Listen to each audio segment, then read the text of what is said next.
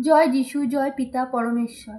আজকে আমরা গীত সংগীতার ৮২ অধ্যায় পড়ব, যেখানে প্রভু যিশু মূল্যবান বচনটি বলেছেন, ঈশ্বর ঈশ্বরের মণ্ডলীতে দণ্ডায়মান। তিনি ঈশ্বরদের মধ্যে বিচার করেন। তোমরা কতকাল অন্যায় বিচার করিবে ও দুষ্ট লোকদের মুখাপেক্ষা করিবে?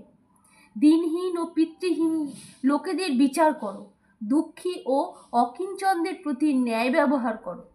দিনহীন ও দরিদ্রকে নিস্তার করো, দুষ্ট লোকদের হস্ত হইতে তাহাদিগকে উদ্ধার করো। উহারা জানে না, বুঝে না, উহারা অন্ধকারে যাতায়াত করে। পৃথিবীর সমস্ত ভিত্তিমূল টলায়মান হইতেছে।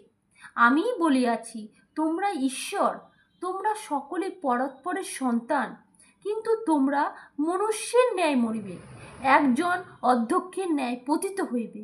হে ঈশ্বর, ওঠো, পৃথিবীর বিচার করো, কারণ তুমি সমস্ত জাতিকে অধিকার করিবে। আমেন। এই ভিডিওটি লাইক ও শেয়ার করুন, আর এই চ্যানেলে পরমেশ্বরের আরও বচন শোনার জন্য প্লিজ সাবস্ক্রাইব করুন। পরমেশ্বর আপনাদেরকে আশীষ দিবেন। আর কমেন্ট বক্সে আমেন লিখুন। জয় যিশু মসিহ। হালেলুয়া।